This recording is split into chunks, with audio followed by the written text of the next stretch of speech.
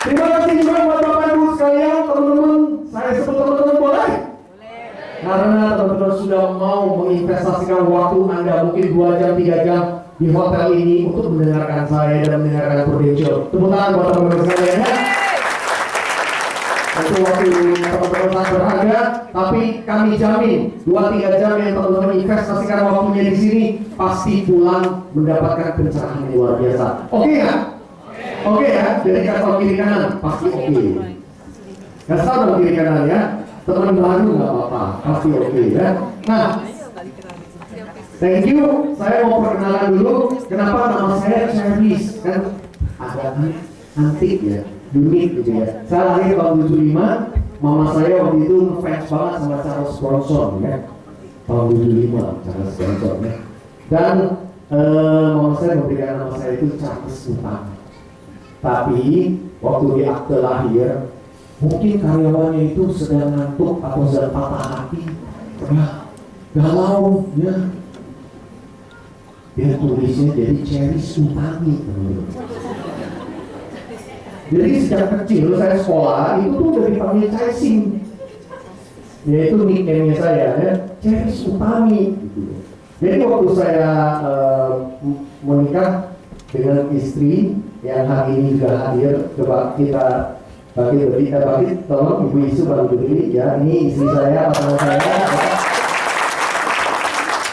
Namanya lebih antik lagi, Isu Gunawan. Jadi waktu kami menikah, kami dapat surat ya, Bapak Isu Gunawan, Ibu Cherry Utami. Nah, jadi saya bilang, nah ini kayaknya saya perlu memperjelas status saya ya. Kayaknya nggak maco banget nih namanya, berasa nih. Dikirim surat Ibu dulu gitu ya. Tapi kalau mau diganti depan udah terlanjur ya, udah terlanjur saya ya kan. Belakangnya ini yang harus diganti. Jadi belakangnya diganti lah. Saya cari-cari apa-apa. Oh ya, asa aja. Kenapa? Karena asa itu kan artinya harapan ya. Selama masih ada harapan, pasti ada jalan teman-teman. Jadi saya pikir Utami ini jangan utama lagi, terlalu banyak utama ban, utama ini, utama sono ya kan. Jadi saya gantilah Utasa. Nah jadi jadilah Cherry Utasa. Dan malam ini juga karena saya yakin Bapak Ibu sekalian malam ini hadir bukan hanya karena ada yang undang, tapi memang mungkin teman-teman dalam hati juga penasaran dan teman-teman dalam hati juga punya harapan untuk bisa lebih baik lagi. Setuju nggak sama saya? Dan jadi malam ini oleh karena harapan itulah kita berkumpul bersatu di tempat ini. Nah, ngomong-ngomong soal harapan, apa sih yang kita harapkan? Kalau saya boleh tunjukkan ya, kalau di Jakarta modelnya kayak begini. Ya, sekali seminar bisnis yang kita adakan malam ini, kalau di Jakarta modelnya kayak begini teman-teman. 2.000, ya kan? 2.500 gitu ya. Di Jakarta juga begitu banyak orang berharap-harap gitu. Tahu dong di Jakarta penyakitnya itu luar biasa. P20 ya, pergi pagi-pagi, ya. Pergi pagi pulang juga petang ya. Maksudnya pulang itu pergi pagi-pagi, pulangnya juga petang gitu ya. Pinggangnya juga pegel-pegel, palanya juga pusing-pusing, ya kan? Penghasilannya juga pas-pasan, ya kan? Potong pajak pula, ya kan? Parah, ya kan? Benar-benar harus diterapi penyakit P20. Benar, di Jakarta itu jauh lebih sulit dibanding macetnya, perjuangannya, biaya hidupnya mahal sekali. Makanya ketika ada seminar-seminar bisnis, seminar yang bagus, mereka tuh begitu haus, banyak sekali. Ya. Apalagi nanti kalau kita undang pembicaranya itu seperti Bong Chandra, seperti pabrik-pabrik figur Helia yang wah lebih ramai lagi, penuh. Nah, jadi apa sih yang kita harapkan? Nah, sebenarnya ini yang kita harapkan adalah Bapak Ibu, teman-teman, berapa tahun kita sudah bekerja, berapa tahun kita susah. Pernah nggak kita bertanya ya, apa yang menjadi impian kita? Lewat pekerjaan kita, lewat usaha kita, Impian yang mau diwujudkan itu apa? Mungkin Bapak Ibu yang hadir malam ini punya satu keinginan, pengen banget punya rumah. Udah bosen deh tinggal di taman mertua indah. Pengen banget keluar gitu loh, karena kekuasaannya cuma 2x3 kan kekuasaan, daerah kekuasaan. Keluar dari situ udah kekuasaan yang lain kan. Nah, apakah itu menjadi impian? Sudah berapa tahun kita bekerja? Nah mungkin ada juga yang punya impian, suka banget lihat buku tabungan. Tapi justru buku tabungan itu adalah menjadi sebuah buku yang paling sedih di dunia ini. Kenapa? Lihat endingnya langsung nangis. Udah kerja puluhan tahun, kok endingnya kayak begini ya? Jadi selama ini gua ngapain aja? Kerja 5 tahun, 10 tahun, ya nggak naik-naik angka itu. Ya mungkin itu juga menjadi impian teman-teman. Pengen banget ya kalau lihat itu tuh digitnya nggak 3 ya, digitnya bisa 6, bisa 9, mungkin bisa 12. Cuma kapan ya? Nah jadi gimana gitu ya? Apalagi teman-teman melihat ya mungkin situasi bertambah genting, artinya anak-anak sudah gede. Bentar lagi mau kuliah. Mereka pengen sekali mengecap pendidikan yang lain. Mungkin mau ke kota Surabaya, atau mungkin ke Jakarta, atau mungkin ke luar negeri. Apakah itu menjadi impian Bapak Ibu sekalian? Memberikan pendidikan yang terbaik buat anak. Kemudian jalan-jalan. Nah, ngomong-ngomong soal jalan-jalan, siapa sih nggak suka jalan-jalan itu? Ya. Apalagi kita bicara tentang perjalanan rohani. Ya. Mungkin ajak orang tua kita untuk umroh. Kalau saya Kristen, saya mau ya ke tanah suci. Ya, ajak orang tua. Tapi berapa mahal? Sekali ke Singapura aja, Rp2.000 aja udah laku betul. Hotel, tinggal, sebagainya. Sekali keluar puluhan juta. Nah teman-teman, apa mungkin masih ada impian-impian yang ingin teman-teman wujudkan dalam 5-10 tahun ke depan? Ya, banyak. Nah teman-teman, mungkin hari ini kita berkecukupan, tetapi apakah waktu sudah sesuai dengan yang kita ingin? Pekerjaan kita, usaha kita semakin mengikat waktu kita atau semakin memberikan kita waktu? Nah, banyaknya keuangan mandiri, pensiun dan sebagainya, bahagia dan sebagainya. Itulah harapan yang ingin kita capai. Tapi pertanyaannya adalah untuk mewujudkan impian seperti ini. Impian itu boleh biasa-biasa atau juga boleh luar biasa. Ya, yang penting terwujud. Tapi cara mewujudkannya itu bagaimana? Tentu perlu penghasilan. Setuju, Bapak Ibu sekalian? Apakah impian itu bisa diwujudkan hanya dengan kita membayangkan saja? Nggak bisa. Ya, butuh yang namanya uang. Berapa penghasilan yang kita butuhkan untuk mewujudkan impian itu? Nah, saya mau tanya nih, karena pasarnya Mama dengan pasarnya Kakak beda. Saya pengen tanya nih, menurut Bapak Ibu sekalian, 5 juta sebulan bisa? Katanya di malam hidupnya, ya hidupnya murah ya, betul ya? Sangat murah ya, betul ya? Kota yang indah ya, tapi saya dengar teman, wah malam ini kulinernya mantep ya, kotanya indah, biaya hidupnya rendah, sehat dan sebagainya dan sebagainya dan sebagainya. Katanya ini malam ini adalah salah satu kota yang biaya hidupnya termurah di Indonesia. Betul nggak sih, teman-teman? Nah, benar itu gosip atau kenyataan? Bagaimana teman-teman? 5 juta cukup untuk mewujudkan impian kita? Ya cukup. Sama. Di Jakarta saya baru keluarin 5 juta, langsung diketawain. Hari ini 5 juta, ini Pak Ceri sedang bercanda Pak, ya. Oke lah. Nah, kalau 10 juta oke nggak? Wah, udah diam. Di Jakarta mau diketawain lagi tuh. Dikit lagi ya. Jadi hansi ya. Tapi menurut teman-teman cukup nggak 10 juta? Karena ujung-ujungnya kita usaha, kita kerja, ujung-ujungnya FPN adalah kita lihat akhir bulan hasilnya apa, betul nggak? Hasilnya itu kita lihat 10 juta sebulan, nah itu. Berikutnya, nah 20 juta, gimana Bu? Bisa? Wah langsung Ibu bisa. Yakin Bu? Ya. Ya. Biar itu cukup. Apa? Oh tinggal laku maksud lifestyle-nya. Salon, terus apa lagi?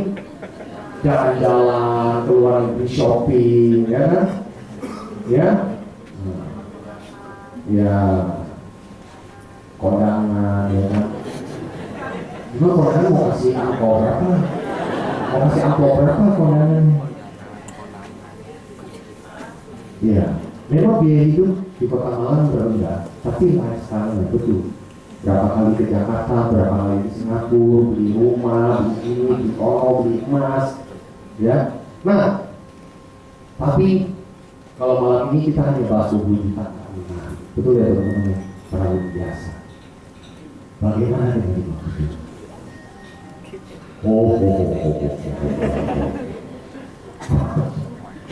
Nah, ini. Nah, tapi teman-teman malam ini minimal kita membahas bagaimana mencapai angka 1 juta sebulan. Teman-teman semangat? Semangat. Ya. Kira-kira 100 juta sebulan di Malang masih laku nggak? Hah? Laku nggak? Laku. Bisa tiap hari makan rawon nguling ya? Kalau betul ya. Oke, mantap deh pokoknya ya.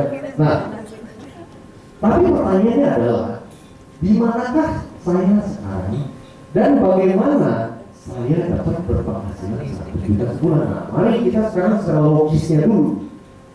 Secara logisnya kita bisa meraih penghasilan 100 juta dari mana? Ya? Nah, kalau yang seperti ini kita harus belajar sama bapak kita, ya. Bapak angkat, saya pun nggak pernah ketemu dia, tapi beliaulah yang membuat kuadran 4 kuadran ini menjadi sederhana dan mudah diingat. Jadi, basically orang itu hanya ada di 4 kuadran ini, dan kuadran inilah yang menentukan penghasilan. Nah, kuadran yang pertama adalah seorang karyawan. Menurut Bapak Ibu, seorang karyawan yang punya penghasilan 100 juta sebulan, kira-kira dia posisinya ada di mana? CEO, presiden, direktur. Ya, kata istri saya, kalau mau kaya ada beberapa cara, tapi yang paling efektif jadi ini udah keempatnya bos. Dan dia nggak mau, karena waktu itu dia lulusan dari luar negeri, dia kerja dengan gaji yang begitu, dia bingung gitu ya, kapan saya bisa ajak mama saya ke Singapura dengan gaji seperti ini gitu loh ya kan. Nah, jadi bayangkan betapa sulitnya seorang karyawan mau menerobos penghasilan 1 juta sebulan. Betul? Posisi CEO, posisi puncak, emangnya kayak di sini. Wah, ini mah luas, semua orang juga bisa naik ya. Tapi untuk posisi CEO seluas ini nggak pernah bisa. Dalam perusahaan itu cuma ada berapa direktur. Nah, jadi ilmu sikut lah, ya kan? Ilmu kodok kan? Sodok kiri, sodok kanan, tendang bawah, ya kan? Kalau atas nggak boleh sodok. katanya mencilat, wah lebih parah lagi. Nah teman-teman, intinya saya bekerja untuk orang lain, itu sebagai seorang karyawan. Berapa tahun untuk mencapai penghasilan 100 juta? Nggak ada yang tahu. Udah sampai penghasilan 100 juta sebulan pun itu ada risiko juga, betul? Nah jadi bagaimana teman-teman? Sulit? Lebih sulit. Ya. Nah jadi malam ini kita nggak bahas di sini. Kalau bahas di sini nanti selesai seminar ini pada nangis semua. Jadi kita jangan bahas ini ya. Jadi kita hanya tahu aja kuadran yang pertama untuk mencapai penghasilan 100 juta bisa, tapi harga yang dibayar itu mahal sekali. Dan posisi bersaingnya itu sangat kompetitif dan sulit untuk bisa memenangkan persaingan itu. Nah, bagaimana dengan yang kedua? Kuadran yang kedua ini adalah saya bekerja untuk diri sendiri. Artinya saya punya usaha sendiri. Tapi saya punya usaha sendiri, ibaratnya usaha ini pun harus dikontrol dari hulu ke hilir misalnya. Nah, sudah beruntung nggak sakit kuning. Ini kisah nyata ya, teman saya itu di pasar pagi, dia bisnisnya retail, umurnya lebih muda dari saya 2 tahun, tapi mukanya lebih tua 10 tahun dari saya. Saking sibuknya dia selalu telat makan. Sampai suatu hari dia jatuh sakit, levernya rusak, sakit levernya. Nah teman-teman, kenyataannya dia bagus, penghasilannya bisnisnya oke, tapi bisnis ketergantungan bisnisnya kepada dia ini terlalu tinggi, akhirnya capek. Tapi satu sisi ya bisa punya penghasilan cukup baik. Cuma pertanyaannya sebagai seorang wira swasta mau punya penghasilan 100 juta dari toko dia atau dari usaha dia, modalnya berapa? Besar sekali. Setelah udah punya modal dan sebagainya, setelah udah berjalan, pertanyaannya bisnisnya itu bisa memberikan dia waktu lebih banyak. Nah jadi kesimpulannya kuadran di sebelah kiri itu hanya fokus mengejar uang, mendapatkan uang. Tapi waktu belum tentu bisa. Ya, itu kesimpulannya kuadran sebelah kiri. Bagaimana kita sekarang lihat kuadran sebelah kanan? Nah, ini beda. Seorang business owner jelas beda. Business owner itu artinya dia pemilik bisnis. Berarti ada yang ngejalanin nggak? Ada. Makanya Bapak Ibu sekalian Anda lihat kalau saat ini teman-teman lihat yang model franchise itu sebenarnya sudah seperti ini, pemilik bisnis. Jadi hari ini misalnya contohkan kaki yang gorengnya Mbok A, Mbok B, lalu ada emas A, emas B, besok datang emasnya beda, minggu depan datang Mboknya juga beda, ya kan? Tapi rasa ayamnya sama saja. Nah, kenapa bisa seperti itu? Karena dia punya sistem. Artinya sistem itu bisa diduplikasi. Ya. Tapi untuk memiliki sistem itu, kalau kita mau menciptakan sistem butuh waktu yang lama, setuju? Ya, kemudian juga mau memiliki sistem, membelinya terlalu mahal. Indomaret misalkan, Alfa 300-400 juta, sewanya berapa? Jadi satu gerai Alfamart aja itu bisa berapa duit? Satu gerai Dunkin Donat aja berapa duit? Mahal, gede sekali. Nah, cuma intinya sebagai business owner, orang lain bekerja untuk saya. Kenapa orang ini mau bekerja untuk saya? Karena saya punya sistem yang cukup. Ya, punya sistem yang jelas. Sehingga orang kerjanya bisa lama. Nah, itulah business owner. Jadi dia bukan hanya mengejar uang, tapi dia juga punya waktu. Nah, ada lagi yang lebih enak, yaitu investor. Jadi investor, dia nggak usah punya karyawan. Karyawannya adalah duit. Duit kerjanya berapa jam? 24 jam. Kalau di New York, dia bilang money never sleep. Betul ya? lembur, gak masalah, ya. Dan kata leader saya, Garis, kamu tahu, ya, kalau kamu ngejar uang, pasti kamu kalah. Tuh, kenapa? Uang itu kakinya 4 gitu. Oh, ya benar. Ya, kamu makin kejar dia lari makin kejar.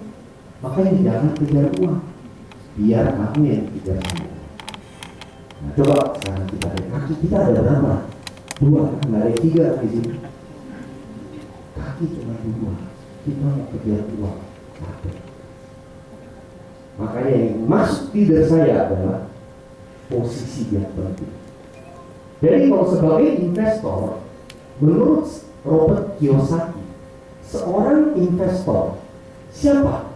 Dia yang punya tunai 5 juta US dollar. Berarti kalau dikalikan, katakan sekarang berapa? 10.000. Berarti dia punya berapa M? 50 M. Kalau dia punya 50 M tunai, dia dimanapun dunia ini bisa. Kenapa? Karena uangnya bisa bekerja untuk itu. Ya, contoh kalau di Malang ini teman-teman punya rumah yang dikos-kosin, oke nggak? Oke kan? Yang bulan ada duit yang dapat, betul? Bisa nolak kan duit itu? Nggak bisa, ya, nggak bisa. Enak nggak kalau duit otomatis datang kita tolak pun dia nggak mau? Kita udah nolak nih duitnya, tapi tiap bulan tetap datang, oke nggak? Nah, tapi sekarang kita ada di mana sekarang? Nah, saya kasih contoh yang lebih jelas lagi kepada teman-teman sekalian. Ada yang suka minum Coca-Cola di sini? Ngaku, nggak ada yang ngaku. Teman-teman tahu nggak ya? Coca-Cola itu diproduksi di pabrik yang sama, formula yang sama, ya, di kaleng yang sama, rasa yang sama. Tapi kalau Coca-Cola ini yang satu dikirim ke Alfamart, yang satu dikirim ke Hotel Bintang 5. Apa yang membuat mereka beda? Harga. Ya. Kenapa harganya berbeda? Tempat. Karena tempatnya. Betul? Betul, bagus sekali. Ya, jadi Coca-Cola ini sama nggak? Sama. Tapi harganya beda karena tempatnya beda. Sama, saya kembali lagi. Bapak Ibu sekalian, hari ini kalau kita mau output ya penghasilan kita maunya 100 juta sebulan. Masalahnya utamanya adalah tempatnya ada di mana. Tempat itu menentukan penghasilan. Kalau tempat kita tepat, penghasilan kita juga pasti oke. Nangkep analogi ini? Nangkep ya? Nah, bicara tentang tempat, hari ini tempat kita fokusnya hanya bergerak aja, atau fokusnya bisa membuat kita naik tingkat. Nah, coba deh tanya diri sendiri. Tanya dengan diri sendiri. Sudah bertahun-tahun Bapak Ibu bekerja maupun usaha, ya.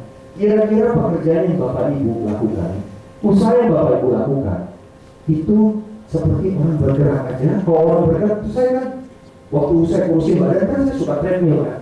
Ya, teman-teman tahu, treadmill itu nggak kemana-mana loh, betul ya? Tapi capek loh, wah keringat loh, setengah jam, ya kan? Ya, betul teman-teman? Ya, tapi kemana? Ada kemana? Enggak, stop aja di situ. Jadi teman-teman hari ini Bapak Ibu udah kerja berapa tahun? Kalau penghasilannya tidak naik sesuai dengan impian Bapak Ibu sekalian, mau ngapain lagi di situ? Kok nggak diterusin kan cuma bergerak kok, betul nggak? Kalau hari ini Bapak Ibu sekalian, Anda mau pilih anaknya bergerak aja atau mencapai sesuatu? Ya. Bergerak aja atau mencapai sesuatu? Mencapai sesuatu. Ya. Nah, kalau menghitung waktu dengan income, ini hanya survei ya, menurut saya ini hanya survei secara umum aja. Rata-rata income di Indonesia kita lihat, kalau masa kerja dari tahun pertama sampai tahun kelima, range income-nya 2 juta sampai 5 juta. Kalau dipukul rata, berarti rata-ratanya 3,5 juta per bulan. Ya, lalu kalau dilihat di totalin 3,5 juta kali 60 bulan, berarti kan 5 tahun pertama ini total income-nya berapa? 210 juta total. Ya, Tahun kelima sampai tahun 10 dia mengalami kenaikan gaji. Range-nya 5 sampai 10, berarti kan rata-ratanya 7,5. 7,5 kalau dikali 60 bulan berarti 450. Ya,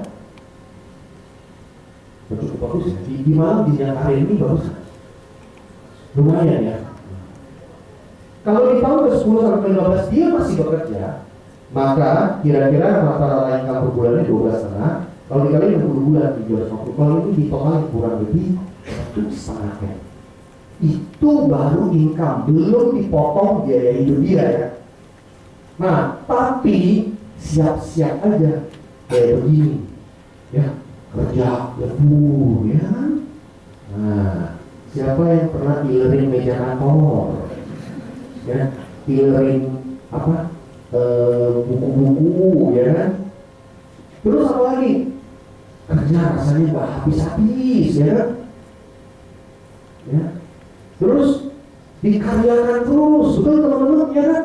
Wah, kayaknya kamu badan cukup gede nih, kamu bisa ngangkat, wah kamu bisa ngangkat 20 kilo lebih lagi nih ya kan. Nah, terus sakit. Nah teman-teman, ini ada satu paket. Nah apakah ini yang kita mau? Hidup adalah ini. Nah, jadi kalau hari ini Bapak Ibu melihat untuk keluar dari zona yang hanya bergerak aja ke zona yang bisa mencapai sesuatu yang dalam arti kata dalam waktu yang tidak terlalu lama tapi perubahannya banyak, hanya satu jawabannya yaitu bisnis. Ya, habis teman saya kemarin baru ngomong, Ceris, kamu tahu nggak karyawan kalau bisa kaya itu pasti ada anunya, dia bilang. Apa? Ya kalau nggak korupsi lah, inilah, itulah, ya. Karyawan kalau bisa kaya itu aneh. Sadis dia ngomong.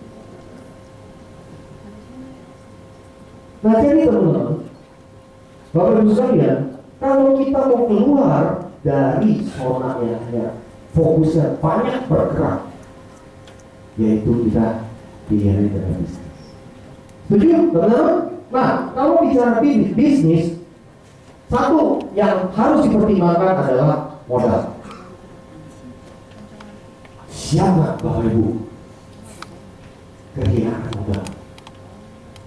Jangan macam-macam loh. Ini bisnis loh. Masuk 10 juta, 20 juta, 100 juta. Ini duit kalau udah sekali keluar, pertanyaannya kapan balik? Siap-siap aja baik-baik. Berani nggak ambil resiko? Kerja kumpul sekian tahun dengan harapan bisa bisnis ya kan, masuklah duit 100 juta, 200 juta ya, ternyata tidak sesuai dengan diharapkan, raih gitu alias ya. Banyak orang kaya tapi dia kasih. Kenapa? Ya begitu, hidup di luar itu memang keras, gak selalu seindah yang dibayangkan, betul? Bisnis belum tentu bisa untung. Ada nggak bisnis yang jaminan 100% untung? Nggak ada. Pasti ada risiko. Makanya begitu banyak orang tetap memilih sebagai karyawan atau bisnis konvensional yang lebih ini ya, risikonya lebih kecil ya. Kenapa? Karena dia nggak berani menghadapi risiko. Makanya jadi kebanyakan orang tetap stay di kuadran sebelah kiri. Kedua, sistem. Ini tantangan yang kedua, yaitu apakah bisa diduplikasi. Setelah kita dagang, apakah bisa diduplikasi? Yes, bisa. Tapi ternyata setelah bisa diduplikasi, karyawan kita nggak jadi saingan kita. Karyawan kita udah pintar keluar bikin, betul nggak? Jadi kita selalu harus kerja lagi. Urusannya masuk keluar, masuk keluar, masuk keluar. Nah ada juga yang bisnis yang nggak bisa diduplikasi, itu harus selalu mengandalkan kita. Itu menjadi pertimbangan. Dan yang paling penting poin ketiga adalah untungnya berapa. Sekarang kalau kita udah keluar resiko, udah keluar modal, ya kan, udah pikirin ini, pikirin bikin sistem ini, ya kan. ujung-ujungnya untungnya berapa? Kalau untungnya cuma 10%, 20%, capek nggak sih teman-teman? Ya, nah akhirnya kalau untung dulu handphone bisa dagang satu unit mungkin bisa 100.000, mungkin ya 200.000. Sekarang karena saingan misalnya, satu handphone untungnya berapa? Saya pernah tanya loh sama teman saya yang jual handphone itu. Jadi main kuantitas saja gitu. Nah teman-teman, kalau hari ini ada sebuah bisnis, ya seperti ini, modal uangnya ini berapa Pak Ceris? 2M. Wah, jangan pingsan dulu. 2M itu maksudnya satu matanya dan satu mulut. Ya, modal minimal aja gitu ya kan. Teman-teman tadi lihat kan salipan saya ya kan, modal minimal aja. Ada mobil ya bersyukur, ada mobil ya jalan ya kan. Terus kedua, sistemnya sudah terbukti. Ya, karena tantangan pertama paling penting duit sih sebenarnya. Kalau hari ini bisa mulai bisnis tanpa modal yang besar, berarti jalan sudah terbuka. Ya teman-teman, satu hambatan ini sudah kita lewati. Yang kedua adalah sistem yang sudah terbukti. Jangan hanya sistem, ngomongnya sistem gitu ya, tapi belum terbukti. Ya susah lah kita jalaninya, betul? Hanya ngomong doang gitu ya, tapi buktinya mana gitu. Nah, sistem sudah terbukti. Pertama, sistem itu harus ada jenjang karir. Artinya apa? Ada sesuatu yang jelas, transparan seperti Ibu Amel tadi ngomong, transparan, terbuka, nggak ada yang ditutup-tutupi. Ada sebuah kepastian. Tahun pertama, tahun kedua, tahun ketiga itu bagaimana? Terus kedua, harus ada training. Namanya sistem, berarti kan adanya penduplikasian, betul ya? Harus ada training dan harus ada motivasi. Nah, training dan motivasi ini yang kita sebut budaya yang ada di Prudential itu tidak ada di Bapak. Hari ini Bapak Ibu bisa mendengar kami dari Jakarta sharing. Betul? Malam ini apakah Bapak Ibu adalah partner bisnisnya kami? Bukan kan? Sebelumnya kita kenal nggak? Nggak kenal, betul? Tapi hari ini kenapa kami ada di sini? Karena kami mau berbagi. Betul? Dan di kantor kami banyak teman-teman yang juga datang ke kantor kami berbagi. Itu yang namanya budaya yang sangat bagus. Saling berbagi, saling mendukung. Nah, ini motivasi itu penting sekali, harus jalan. Nah, training jalan. Teman-teman tahu biaya training itu mahal sekali. Tapi karena sudah sistem, itu sudah di-provide. Kalau hari ini teman-teman mau training seorang staff aja pusing nggak sih? Ya, betul. Apalagi teman-teman mau training 10 staff, 20 staff gitu. Di sini training sudah ada, sistemnya sudah ada. Teman-teman bisa keluarkan biaya untuk training staff Anda ataupun partner bisnis Anda. Ya, kemudian contoh suksesnya banyak. Nanti saya akan tunjukkan. Dan yang paling penting, oke lah Pak, itu semua udah oke lah. Yang paling penting, berapa untungnya? Ya, itu ya ujung-ujungnya ya. Nah, saya akan tunjukkan ada jaminan sukses 100 juta sebulan. Tapi ada bintangnya ya. Ya, makanya kalau baca sesuatu itu jangan hanya sekilas. Ingat bintangnya apa? Bintangnya itu ya kita harus kerja, harus menjalaninya, harus berproses. Kalau kita mau menjalaninya, ikuti sistemnya dan prosesnya, baru ada jaminan 100 juta sebulan. Nah, caranya bagaimana? Nah, saya akan ambil contoh ya. Mungkin saya akan memilih Bapak yang pakai baju hijau ini, kita kasih tepuk tangan dulu ya.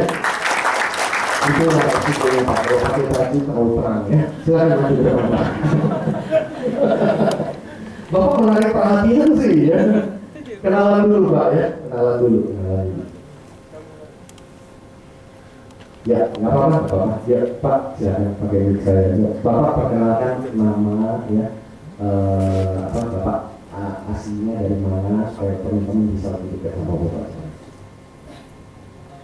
Oke, selamat malam Bapak Ibu semua. Selamat pagi semuanya. Perkenalkan nama saya lengkapnya Gangsar Wijadarko, biasa dipanggil Gangsar. Saya barusan riset dari sebuah perusahaan retail nasional, dari perusahaan Hypermart pertanggal 13 kemarin, dengan level terakhir saya adalah seorang manajer departemen.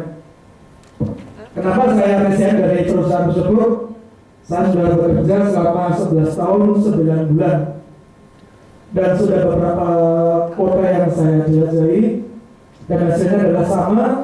Saya selalu bekerja dikejar-kejar target, dan target selalu target yang harus saya utamakan.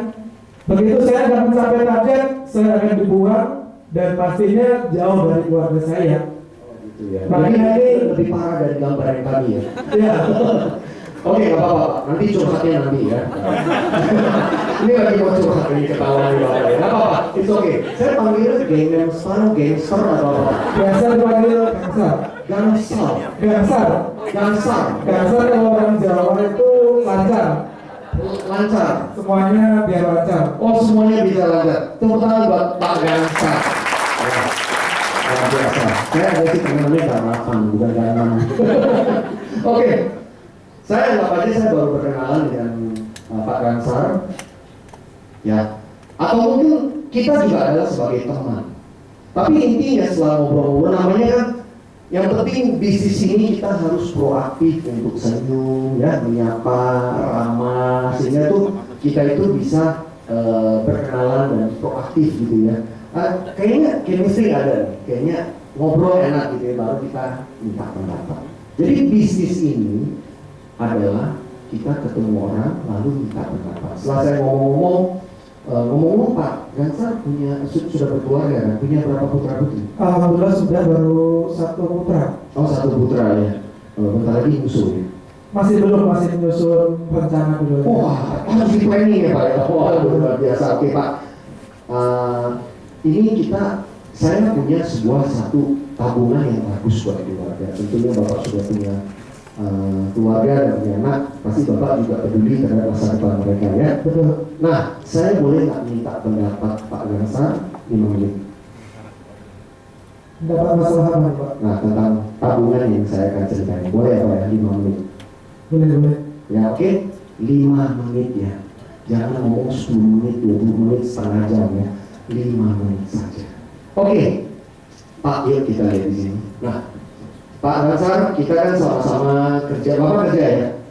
Kerja ya Pak ya? Saat ini masih dalam kondisi mencari. Ya, kerja ya. Nah, ya Pak, ya. Bapak curhatin nanti ya Pak.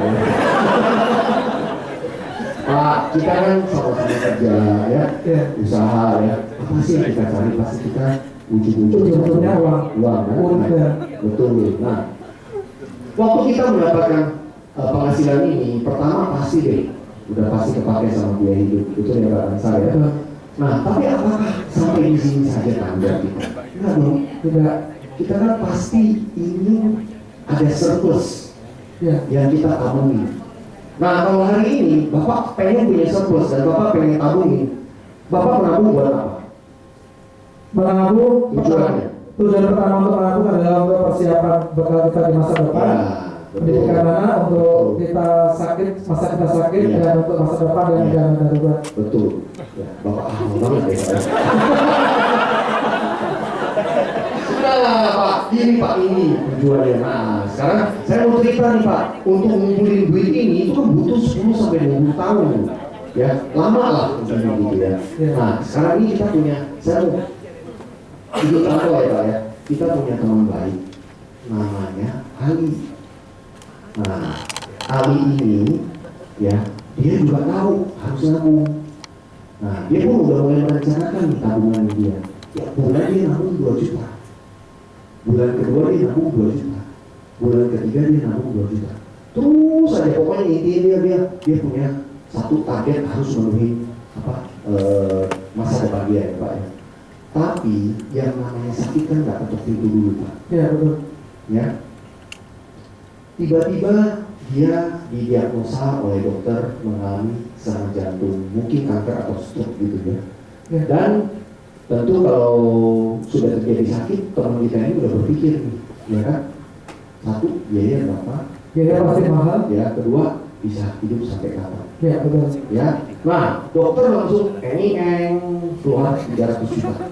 Nah, waktu keluar 300 juta ini pusing kemungkinan. Kenapa? Dia harus mikirin dari mana keluarin 300 juta ini. Pasti kalau ada tabungan dia pakai tabungan. Kalau usaha dia pakai modal usaha.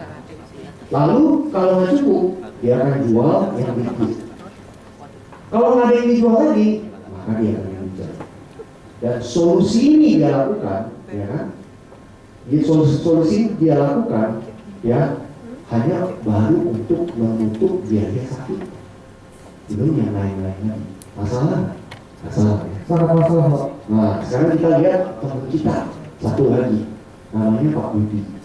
Nah, Pak Budi dia lebih siap. Artinya dia nabung bukan hanya di bank, tapi dia pun punya perlindungan, dia asuransi.